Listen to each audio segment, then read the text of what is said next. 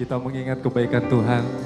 Dan kita percaya tahun depan itu lebih baik lagi dari tahun ini. Amin. Terima kasih Tuhan. Kami ucap syukur buat segala kebaikan-Mu Tuhan. Haleluya.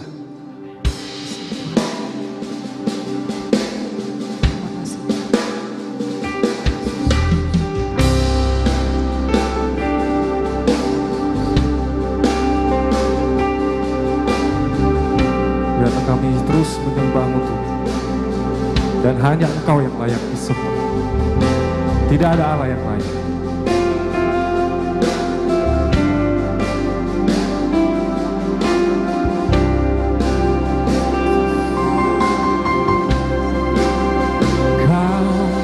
Ku sembah,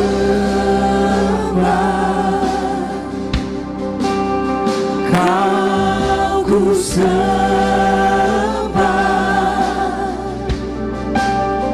Kau ku sembah, oh Tuhan kami sembah, Kau ku sembah.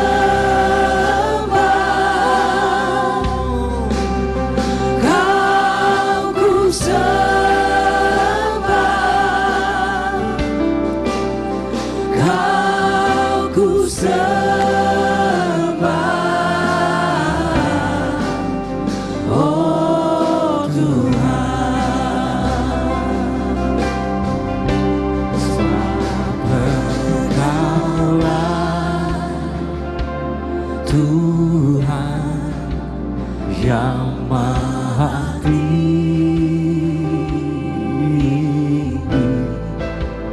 Kau dimuliakan atas segala alam, sebab Engkaulah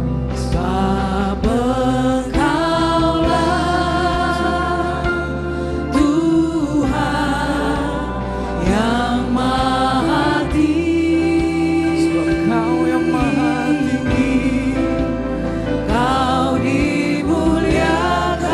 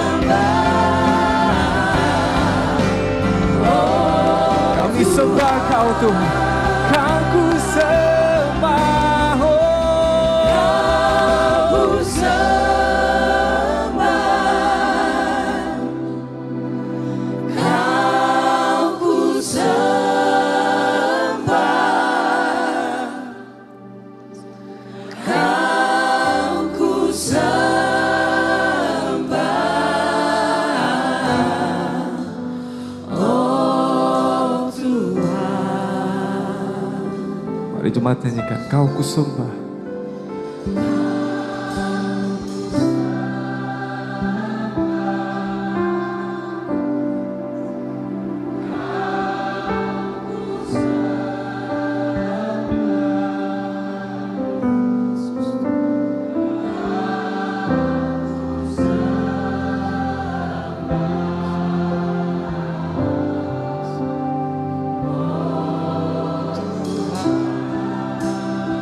Sembah,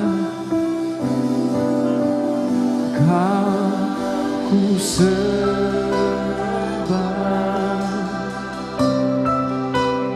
Kau ku sembah,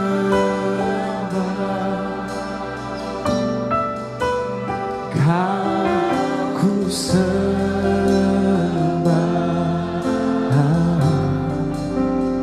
oh Tuhan. Kami sembah, hanya Kau yang kami sembah, hanya Kau yang kami sembah, hanya Kau yang disembah. Kau ku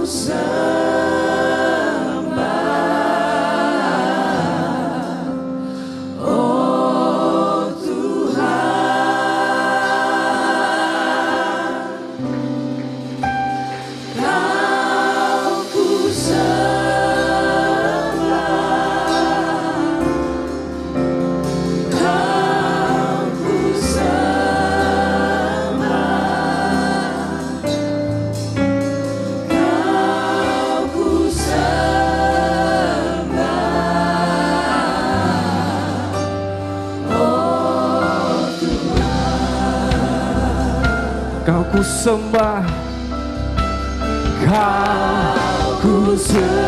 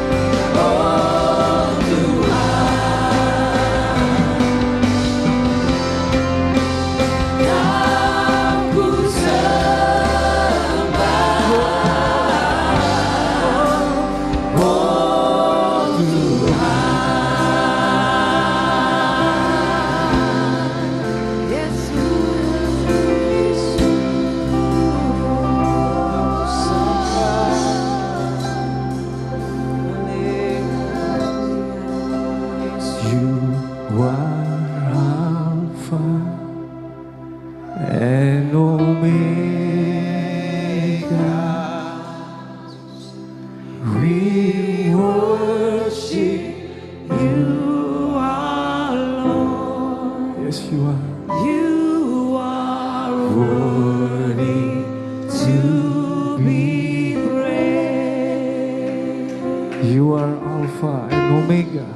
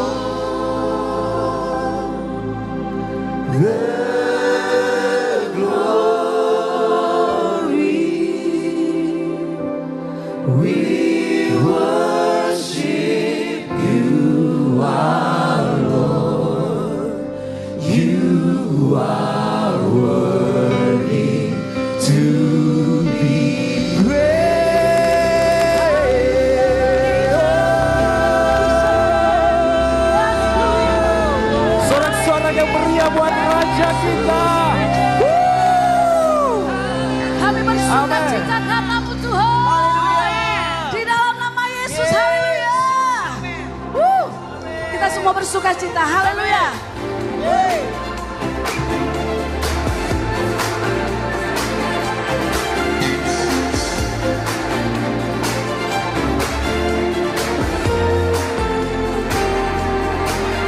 There's a light that shines with hope and grace, fill the sky with new mercy each day. We're alive, let your pour out grace of joy that overwhelms our soul, 'cause we know our God is in control over overflow. Let your fruit bear good of Jesus. This is the day that the Lord has made. We will rejoice and be glad in it. This is the day that the Lord has made. We rejoice and be glad in it. We rejoice and be glad in it. Hey, yeah. There's a joy that overwhelms our soul, 'cause we know our God is in control. Overflow, let your favor pour out, Jesus, Jesus. This is the day that the Lord has made. We will rejoice and be glad in it. This is the day that the Lord has made. We rejoice and be glad in it. We rejoice and be glad in it. Hey,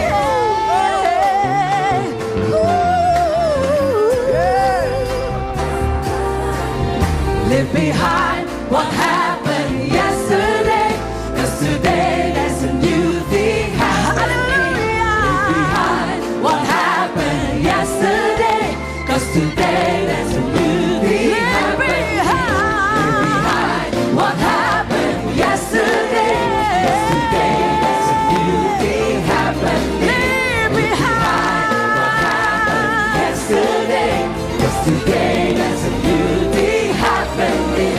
Leave behind what happened yesterday, 'cause today there's a new thing happening. Leave behind what happened yesterday.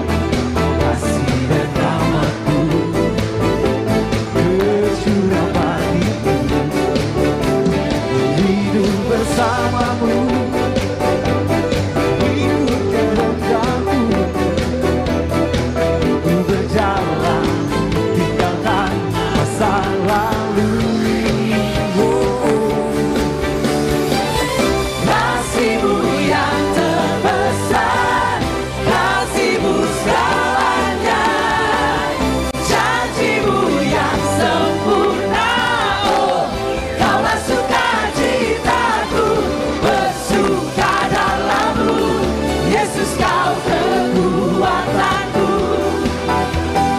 aman di dalam-Mu, menara perlindunganku. Menari bagi-Mu, Yesus, Kau sukacitaku. Mulialah nama-Mu, oh Yesusku.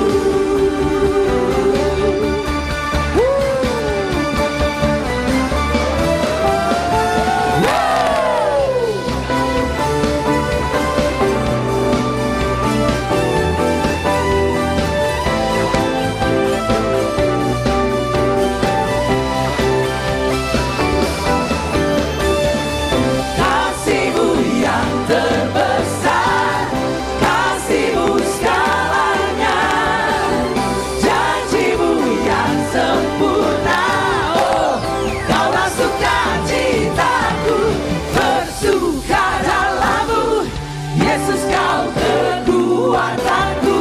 Amin. Aman di dalam-Mu, menara perlindunganku. Menari bagi-Mu, Yesus, Kau sukacitaku. Mulialah nama-Mu, oh oh oh oh, bersuka dalam-Mu, Yesus, Kau kekuatanku. Aman di dalam-Mu, menara perlindunganku. Menari bagi-Mu, Yesus, Kau sukacitaku. Mulialah nama-Mu, Kaulah sukacitaku. Mulialah nama-Mu, oh Yesusku. Haleluya, sukacitaku, Yesusku, sukacitaku. Haleluya. Selamat pagi saudara-saudara semua, Shalom, berkat Tuhan melimpah buat kita. Ini sudah memasuki bulan Desember, mari kita mulai dengan berdoa dahulu. Tuhan, terima kasih Engkau sudah menyiapkan kami semua Tuhan, Engkau sudah memberikan Tuhan kesiapan-kesiapan yang diperlukan, Engkau yang mengisi isi hatiku Tuhan. Kiranya apa yang Kau beritakan ini Tuhan, bolehlah semua dari isi hati-Mu. Engkau berkati juga semua kami Tuhan, bisa membuka hati, bisa menerima, bisa tetap menyala-nyala di dalam melayani Tuhan. Dalam nama mengucap syukur, amin. Saudara-saudara semua, tema bulan Desember ini yang diberikan pada saya adalah jagalah pelitamu supaya tetap menyala. Tema ini sangat populer. Ya, sering setiap tahun kita dengar tentang ini. Ya, jadi di sini ada di slide di belakang kita bisa melihat. Mari kita baca dulu ya. Matius 25 ayat 13. Saya izinkan baca ya. Karena itu berjaga-jagalah, sebab kamu tidak tahu akan hari maupun akan saatnya. Ya, ayat yang kedua yang sangat berhubungan, Imamat 6 ayat 13. Harus dijaga supaya api tetap menyala di atas mezbah. Janganlah dibiarkan padam. Ya, jadi api itu adalah hati kita dan mezbah kita. Mezbah adalah kita sendiri ya. Kemudian Roma 12 ayat 11, janganlah hendaknya kerajinanmu kendor. Biarlah rohmu menyala-nyala dan layanilah Tuhan. Jadi sering kita sudah dengar ini Tuhan, bagaimana inilah isi hati Tuhan. Mau kita roh kita itu menyala-nyala di dalam melayani. Dalam setiap sering kita dengar cerita tentang ini roh di dalam hati kita ini supaya tetap dijaga untuk menyala-nyala ya. Inilah hati Tuhan itu. Menjaga api itu tidak padam itu sangat tidak mudah sebenarnya. Ya. Ya, dimulai cerita dari 5 gadis bijaksana dan 5 gadis bodoh. Nah, cerita ini sangat familiar bagi kita ya. Hampir setiap tahun kita dengar ini ya. Menyongsong mempelai laki-laki ya. Di dalam Matius 5 ayat 1 sampai 2 disebutkan, saya baca sebentar ya. Pada waktu itu hal kerajaan surga seumpama 10 gadis yang mengambil pelitanya dan pergi menyongsong mempelai laki-laki. 5 diantaranya bodoh dan 5 bijaksana. Jadi di saat zaman-zaman Yesus itu, ketika terjadi pertunangan, ya, perkawinan, maka ada yang menyambut mempelai laki-laki itu datang, ya. Jadi mereka menyambut di rumah dan menunggu mempelai itu datang, dan waktunya itu tidak diketahui waktu itu. Nah, di sini di sini mereka selalu membawa pelita, ya. Jadi pelita supaya bisa melihat, ya. Jadi kalau kita dalam keadaan gelap dulu kan tidak ada listrik seperti ini, ya. Pakai pelita yang ada minyaknya, dari minyak zaitun. Kalau di kita biasanya disebut minyak zaitun murni yang ditumbuk itu, ya. Nah, 5 gadis ini ada yang bijaksana, 5 yang bodoh. Jadi 5 yang bijaksana ini membawa pelita yang ada minyaknya di dalamnya plus ekstra minyak. Sedang yang bodoh itu dia cuma membawa pelita saja, dia tidak membawa ekstranya. Ya, pengantin laki-lakinya itu datangnya lama sehingga mereka tertidur, sehingga api yang di dalam pelita itu yang tadinya diperkirakan tidak habis, hampir habis.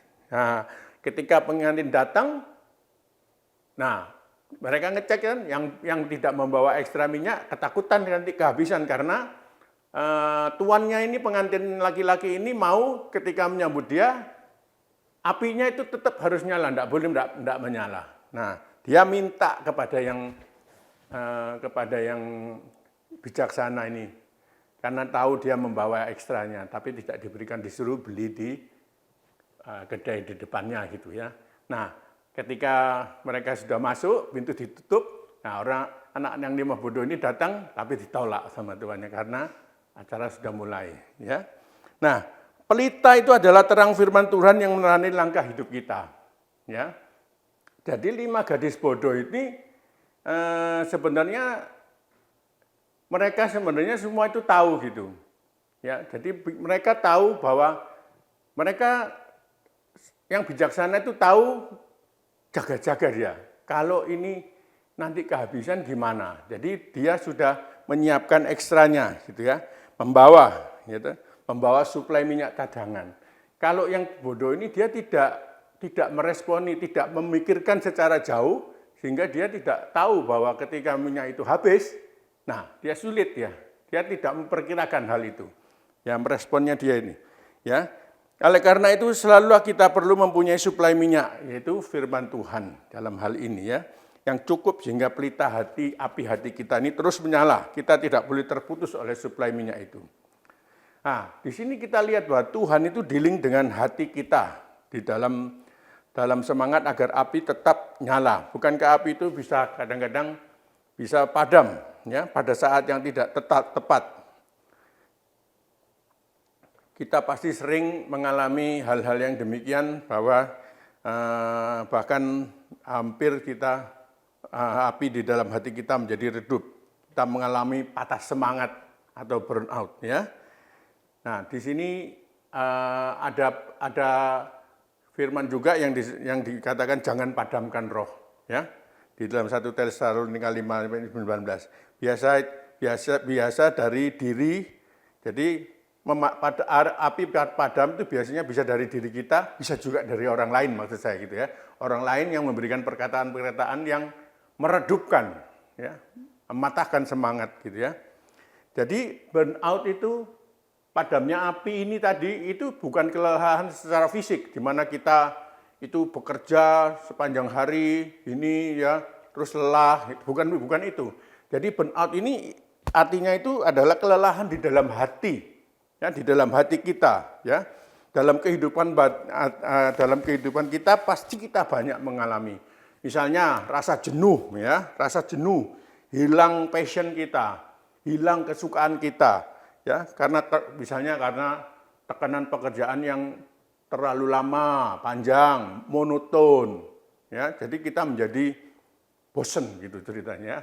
Misalnya bikin puzzle, yang banyak itu 9 ribu kalau nggak salah ya, kecil-kecil gitu. Nah, kalau kita sudah masang sudah 2 jam, 3 jam, kita kan pasti lelah gitu, pasti ditinggal. Nggak mungkin kita ngerjain terus sampai selesai, nggak mungkin. Mungkin itu perlu berhari-hari bahkan berbulan-bulan. Nah, itu bikin bosan itu ya. Nah, karena tekanan pekerjaan yang lama, tekanan di dalam keluarga pun demikian ya. Kita kalian yang belum menikah mungkin tekanannya tidak ada, cuma sendirian. Nanti kalau sudah ada istri, tekanan berubah, ada keperluan berubah. Ada anak satu, tekanan tambah banyak, keperluan tambah banyak. Jadi di situ ada tekanan-ketekanan yang di dalam hati kita.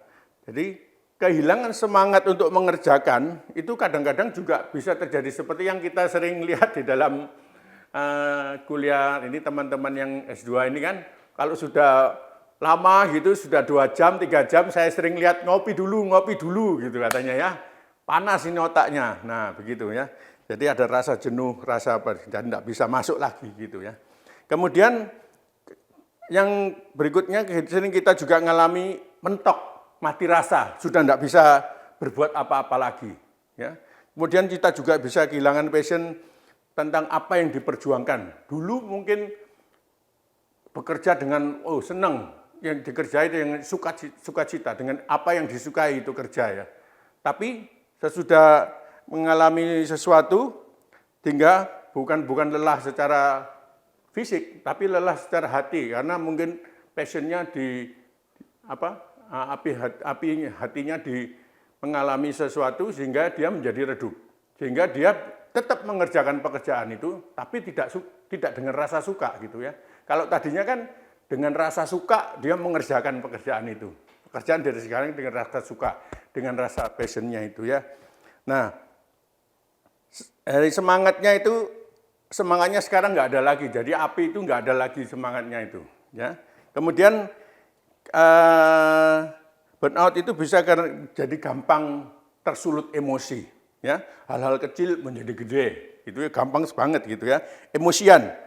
Bahkan kadang-kadang kita berpikir bahwa orang-orang ini kok pikirannya kok membuli aku gitu ya, kok saya ini menjadi serba salah gitu, menjadi serba salah pikirannya. Jadi dia menarik dari lingkungannya. Ya udahlah, aku enggak mau kumpul-kumpul sama situ, enggak mau kumpulnya. Merasa orang lain itu selalu memberikan efek negatif pada dia, memberi efek negatif dan menarik energi positifnya dari dia gitu, sehingga dia merasa lelah. Kemudian biasanya karena kalau burnout itu hasil kerjanya menurun, ya biasanya bisa mengerjakan dalam 2 jam gitu, sekarang 2 hari belum selesai, males dia jadinya ya. Jadi itu mengalami kelelahan, mengalami burnout itu tadi, hati kerjanya menurun. Pekerjaan yang dilakukan dengan suka hati sekarang tetap bekerja, tapi tidak dengan suka lagi seperti yang biasanya. Jadi dia tetap dikerjakan, tapi ya sesukanya gitu ya. Terus kemudian yang berikutnya dari burnout ini adalah hilang kepercayaan diri. Ya, hilang kepercayaan diri, merasa tidak berguna, merasa menjadi yang tersakiti gitu ya. Nah, kemudian akhirnya menyerah. Gitu, ya. Nah, orang yang kehilangan api itu artinya api semangat, karena api semangatnya itu habis, ya habis bahan bakarnya, seperti yang diceritakan tadi tentang pelita tadi ya. Jadi suplai daripada api itu, minyaknya itu harus ada terus agar pelita itu tetap menyala, agar api di hati semangat itu tetap terpelihara, ya suplai minyaknya. Nah, kita masuk ke dalam poin yang kedua, tanggung jawab pribadi sendiri. Jadi bukan orang lain, bukan tanggung jawab gereja, bukan tanggung jawab gembala, bukan tanggung jawab kakak, bukan tanggung jawab teman, tapi kita sendiri. Ya, kita sendiri. Mari kita lihat itu slide yang kedua, Imamat 6 ayat 13. Harus dijaga supaya api tetap menyala di atas mezbah. Janganlah dibiarkan padam. Api. Nah, di sini api itu adalah ada di dalam hati kita. Mezbah itu kita sendiri, badan kita ya. Kemudian dalam Roma 12 ayat 11 ayat 11 dikatakan, Janganlah hendaknya kerajinanmu kendor, biarlah rohmu menyala-nyala dan layani Tuhan. Ya, jadi di sini kita tahu bahwa Tuhan mau kita tetap menyala-nyala dalam melayani Tuhan. Hati kita, api roh kita tetap untuk melayani Tuhan tetap menyala. Ya, nah untuk menjaga tetap pelita tetap menyala, satu adalah tanggung jawab pribadi. Tadi satu ya. Yang kedua adalah bagaimana kita meresponinya. Ya, bagaimana kita meresponinya, bagaimana cara pandang kita, ya, bagaimana seperti dikatakan dalam 5 gadis bodoh itu dan gadis bijak. Di sini gadis bijak itu mengerti, ya, bagaimana kalau terjadi misalnya pengantinnya kelamaan datangnya, apinya kan apinya menyala lama, minyaknya pasti kurang, jadi dia sudah siap-siap, gitu ya. Nah, yang bodoh kan enggak, dia meresponinya beda dia. Dia tidak menyediakan ekstra cadangan, ya. Jadi kadang-kadang kalau kita mengalami sesuatu hal yang memadamkan roh, ya. Jadi tadi kan dikatakan jadi itu bisa dari diri kita sendiri, bisa juga ada perkataan dari orang lain. Jadi katakan, ya di situ kita harus bisa meresponinya. Seperti saya pernah mendengar gitu ya, loh ini kok artinya kok begini? Wah semangat saya jadi patah semangat ini, ya kan? Betul bilang, loh, kedengar lagi ini, saya jadi drop gitu ya. Nah, tapi saya terus berpikir di dalam ini, saya harus mempunyai cara pandang yang berbeda. Cara pandang Tuhan, mungkin Tuhan mempunyai maksud yang berbeda dengan tidak seperti yang saya maksud dengan api semangat hati saya tadi. Mungkin Tuhan mau dengan cara yang berbeda, dengan cara yang lebih luas. Jadi saya bisa merelakan itu, bisa merendahkan hati untuk bisa menerima pendapat yang berbeda itu. Ya, nah, jadi akhirnya saya juga bisa tetap suka dengan apa yang kita kerjakan ya. Jadi hal itu juga bisa terjadi di dalam hubungan di dalam keluarga kita, ya. Di dalam hubungan di dalam keluarga kita. Misalnya terjadi pertengkaran misalnya. Nah, kita harus bisa saling ada yang bisa merendahkan hati untuk bisa menerima gitu, ya. Untuk bagaimana kita meresponinya. Kalau dia marah-marah, ya saya jangan dibalas marah-marah. Dari respon kita berbeda. Kita bagaimana cara pandang kita bisa menyelami maksud hati dia, ya. Jadi kita harus punya rasa merendahkan hati untuk bisa menerima pendapat orang lain itu. Ya. Nah, kemudian jadi yang ketiga, bagaimana cara memiliki suplai air suplai minyak yang terus menerus. Ya. Seperti kita tahu, ya, bahwa ketika kita mempunyai HP baru, ya, kita tidak tahu fungsi-fungsinya itu.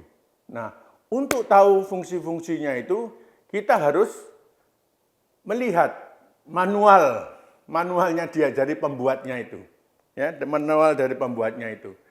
Nah, sama seperti kita, maka kita ini kan diciptakan oleh Tuhan. Jadi kita harus melihat, membaca firman Tuhan, karena itu adalah petunjuk-petunjuk yang diberikan oleh Tuhan pada kita. Ya. Jadi satu, membaca firman Tuhan terus-menerus dengan penuh perhatian. Ya, jadi kita membaca firman itu harus setiap hari, bukan perlu itu lama cuman Natalan aja baca ya, tapi setiap hari. Ya, membaca firman Tuhan terus-menerus dengan perhatian. Ya, dengan perhatian itu artinya bukan sambil lalu, tapi nanti kan kita nomor 2 kan direnungkan. Jadi harus dimengerti apa gitu ya, didengerin dengan benar-benar gitu. Jangan asal sambil lalu. Ya, jadi kita tahu seperti tadi yang saya sebut, kalau kita mau tahu fungsi-fungsi HP kita, HP Samsung misalnya, ya kita cari manualnya Samsung, masa manualnya iPhone kan tidak cocok, tidak bisa. Ya, kita mau belajar cara fitur-fiturnya. Demikian juga kita yang diciptakan serupa segambar dengan Tuhan, ya, kita akan cari manual book dari dia, yaitu firman Tuhan, ya, dari Alkitab. Dengan mengerti manual book firman Tuhan tadi membantu kita, ya, memahami maksud-maksud Tuhan, ya, petunjuk hidup yang benar sehingga dapat mencapai tujuan keserupaan Kristus di dalam diri kita. Dan juga akan untuk menghindari hal-hal yang merusak hubungan kita dengan Tuhan. Yang kedua, tadi kan membaca ya. Yang kedua adalah merenungkan firman yang dibaca dan didengarkan berulang-ulang. Ya. Saya mempunyai kebiasaan juga mendengarkan berulang-ulang. Jadi saya selalu kadang-kadang belum habis sudah tak ganti lagi, putar lagi. Saya suka dengan yang Alkitab suara ya. Jadi membaca dan mendengarkan berulang-ulang dengan seksama mencari hikmat Tuhan dalam firman tersebut. Ya. Firman yang dibaca berulang-ulang akan merasuk di dalam hati. Hingga akan menimbulkan iman yang pada saatnya akan membuat kita menjadi tekun dan kuat. Tidak mudah patah semangat. Ya, mencapai pengharapan. Nah, firman Tuhan yang jadi penerang jalan kita itu, kita akan berjalan dengan hati-hati. Nah, yang poin yang ketiga, dengan caranya untuk supaya suplai minyak itu terus-menerus, dengan kita melakukan firman Tuhan itu. Jadi dengan api terus terbakar, keluar terbakar, tapi sini terus baca firman, ada sumbernya terus ya. Jadi api terus menyala. Jadi tidak ada yang keluar, ada yang masuk ya. Semuanya itu harus imbang ya. Menerapkan perintah Tuhan dalam kehidupan ya, membuat suasana nyaman dalam keluarga, pekerjaan dan lingkungan sosial. Ya, jadi kita sering di dalam pekerjaan kita kadang-kadang kita memang perlu merendahkan hati, perlu juga memberikan apresiasi pada mereka. Di dalam pekerjaan saya sering anak buah saya, kalau dia melakukan pekerjaan yang sesuatu pekerjaan walaupun itu pekerjaan biasa, saya bilang, oh good job. Nah, dia pasti senang itu, good job kerjanya. Jadi memberi semangat kepada dia. Saya selalu memberikan ketika alat itu rusak, saya berikan pilihan begini. Kamu kalau mau maju, perbaiki alat itu. Jangan takut alat itu menjadi rusak, asal tidak tambah rusak gitu ceritanya ya. Karena alat itu rusak, kalau kamu perbaiki itu ada dua kemungkinannya. Satu, tetap rusak karena kamu nggak bisa baikin. Yang kedua, ya jadi baik kan begitu. Ya, jadi di situ akan selalu bilang, oh kalau sudah berhasil, oh good job. Ya, jadi kita memberikan apresiasi di dalam itu ya. Di dalam keluarga pun sama juga demikian ya.